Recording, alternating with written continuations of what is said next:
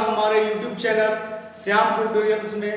आज हम लोग वर्ष 2019 के पटवारी परीक्षा में पूछे गए प्रश्नों को हल करेंगे, जिसमें गणित से 30 प्रश्न पूछे गए थे। वही सिलेबस इस बार भी है, तो उन जो वर्ष 2019 में पूछे गए हैं उन गणित के प्रश्न उनको अभी हल करेंगे। उसके बाद रीजनिंग के भी प्रश्न जो 15 पूछे गए थे उन सब को भी हल करेंगे। तो आज पहले वाले भाग में मैथमेटिक्स से जुड़े हुए जो सवाल पूछे गए थे गणित से, उन सब को हल करने वाले हैं। ध्यान देंगे, आज के पहले क्वेश्चन में दिया गया है जो साधारण ब्याज सिंपल इंटरेस्ट से संबंधित है। लिखा है कोई धन साधारण ब्याज पर 10 वर्ष में दुगना हो जाता है तो कितने वर्ष में 4 गुना हो जाएगा। ध्यान देंगे, 4 ऑप्शन भी दिए हुए हैं, लेकिन डायरेक्टली बनाते हैं। बोलता है कोई धन, यानी धन का मतलब होता है मूलधन। तो मान लेते हैं मूलधन P रुपए है, दिया नहीं है इसलिए P मान लिए। दर दिया ही नहीं है, दर यानी इंग्लिश में रेट बोलते हैं उसको, तो वो दिया ही नहीं है। R उसको मान लेंगे, R% दर प्रतिशत में होता है। फिर 10 वर्षों में दिया है, यानी समय यानी T यानी टाइम भी लिख सकते हैं उसको शॉर्ट में। समय दिया हुआ है 10 वर्ष, समय है 10 वर्ष। फिर क्या है, दुगुना होता है। ध्यान देंगे, तो जो दुगुना होता है उसको मिश्र धन बोलते हैं ना। दुगुना जो राशि हुआ वो मिश्र धन हो गया, तो मिश्र धन बराबर हो गया दुगुना, यानी P गुने 2। दुगुना यानी मूलधन का दुगुना, तो 2P हो गया। अब यहाँ से हम लोग साधारण ब्याज निकालते हैं, यानी मूलधन से जितना रुपया अधिक होकर मिश्र धन होता है, वही जितना अधिक होता है वो साधारण ब्याज कहलाता है। यानी कॉन्सेप्ट के अकॉर्डिंग, फॉर्मूला के आधार पर मिश्र धन बराबर होता है मूलधन प्लस ब्याज। ध्यान देंगे, तो मिश्र धन 2P, मूलधन P, ब्याज निकाल रहे हैं, तो ये 2P माइनस P हो गया, यानी SI। SI मतलब ब्याज को हम लोग SI लिख रहे हैं, तो P यानी साधारण ब्याज जो है वो ब्याज भी P आया। ध्यान देंगे, तो जब साधारण ब्याज P आया तो इसी से हम लोग जो दुगुना होता है वो दर निकाल देंगे, फिर 4 गुना का कंडीशन। तो फॉर्मूला यूज करेंगे SI यानी साधारण ब्याज। साधारण ब्याज, चलिए ऐसे में प्रॉब्लम हो तो साधारण ब्याज ही लिखते हैं। साधारण ब्याज बराबर होता है मूलधन गुने समय गुने दर बटा 100। तो साधारण ब्याज का वैल्यू P आया यहाँ, इसलिए SI यानी साधारण ब्याज P है, इसलिए P लिखेंगे। फिर मूलधन का भी वैल्यू यहाँ पे देखेंगे, P आया। समय का वैल्यू दिया हुआ था 10 और दर R यानी बटा 100। ये P से P कट गया, ये 0 0 कट गया, यानी R बराबर कितना हो गया, 3 गुना 10। यानी अब ध्यान देंगे, दर 10% हो गया, R 10%। इसमें बोला है कितने वर्षों में समय 4 गुना होगा। समय दर को R बोलते हैं, तो शॉर्टकट भी लिख दिए, दर R 10%। फिर बोलता है यानी दर है, समय 4 गुना होता है। तो ध्यान देंगे, मूलधन यानी जिसको P माने थे वही मूलधन है, तो मूलधन P रुपए। यहाँ पे भी मिश्र धन जो है वो बोलता है 4 गुना हो जाएगा, यानी 4P।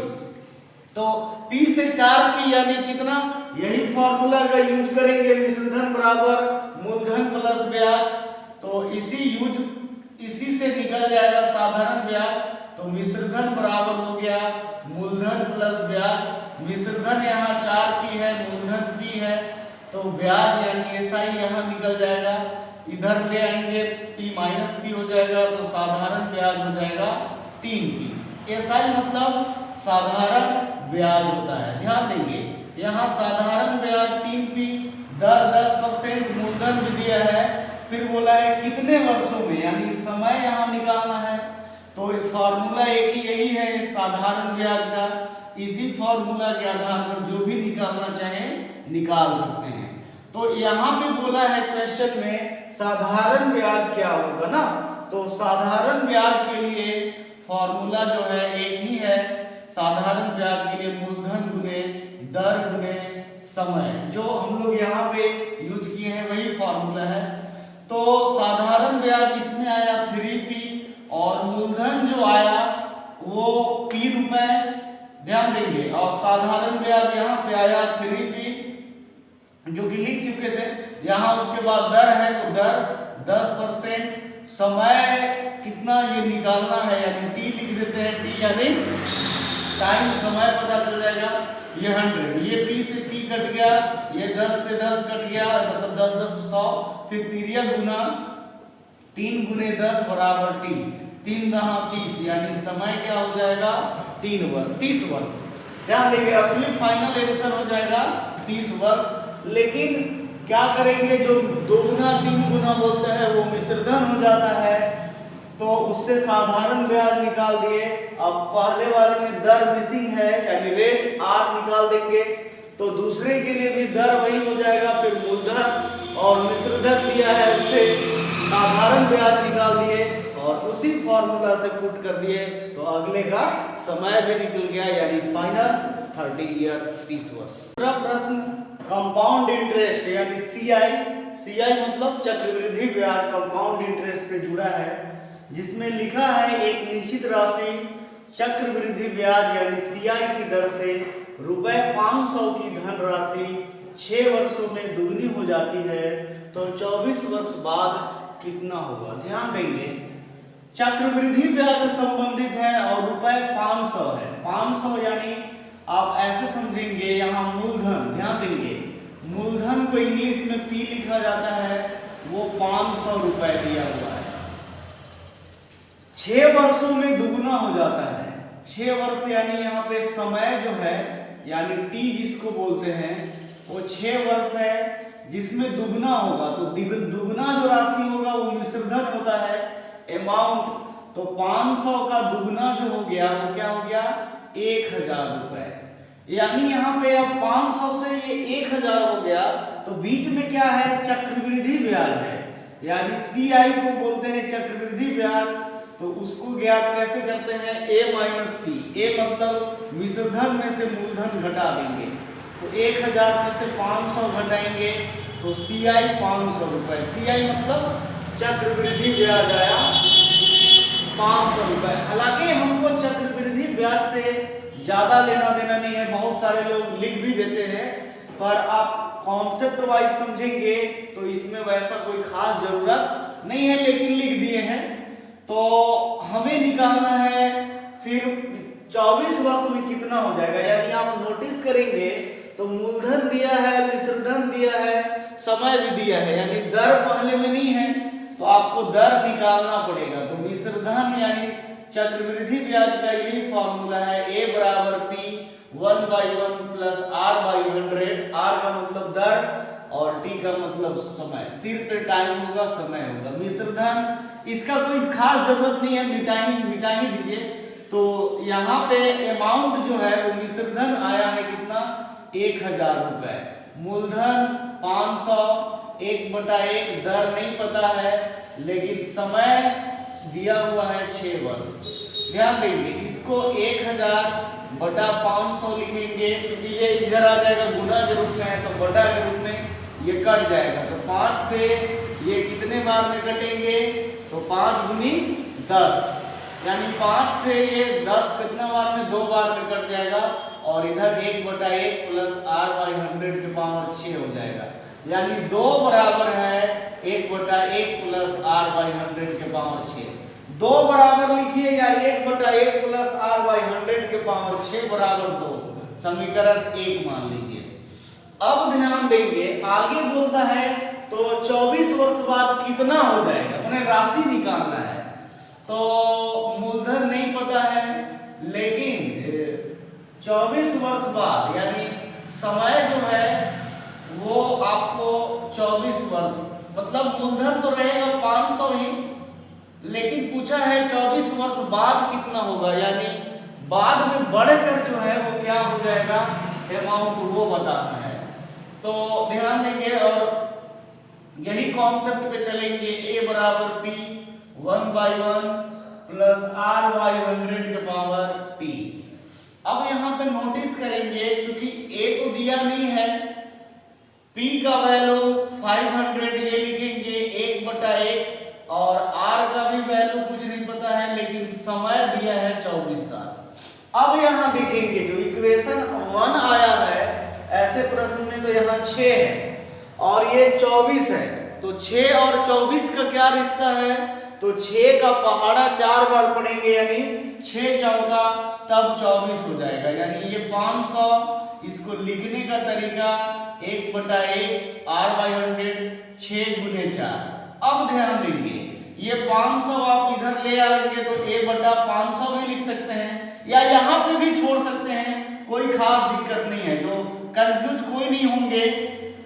और यहाँ ध्यान देंगे समीकरण 1 में देखिए 1/1 प्लस R/100 के पावर 6 का वैल्यू दिया हुआ है 2, मतलब इतना तक का वैल्यू यहाँ देंगे, ध्यान देंगे ये इतना का वैल्यू इधर दिया हुआ है समीकरण 1 में 2, तो 2 लिख दिए, इसका पावर 4, ये वाला 4 हमें 1/1 प्लस R/100 के पावर यानी इतना का वैल्यू जो आया 6, इसका वैल्यू हम लोग 2 लिखे, तो कहां से लिखे हैं, तो समीकरण 1 से, इस कारण से वहां पे 2 की जगह मतलब इतना जो लिखा हुआ है इसके जगह पे 2 लिख दिया, पावर 4 होगा ए।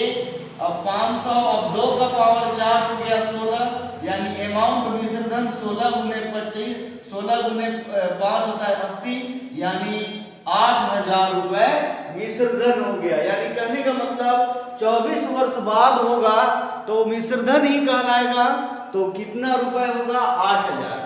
मतलब बेसिक्स का इस्तेमाल करते हुए चलना है, तो आराम से आप इस प्रश्न को बना सकते हैं विधिवत कॉन्सेप्ट के साथ। यहाँ पे जो समीकरण 1 आया उसी से जुड़ा हुआ रहेगा दूसरा वाला, उसी से आप यहाँ पे कंबाइन कर देंगे, और जैसे 1/1 प्लस R/100 के पावर 6 आया, और यहाँ पे इसका ही वैल्यू 2 है, तो 2 का पावर 4 लिख दिए 24, यानी 6 का पावर 4, तो इसीलिए इस 4 के लिए 2 का पावर 4 हो गया 16, 16 गुने 500 यानी 8000 रुपए फाइनल आंसर होगा 24 वर्ष बाद, यानी विसर्जन की राशि।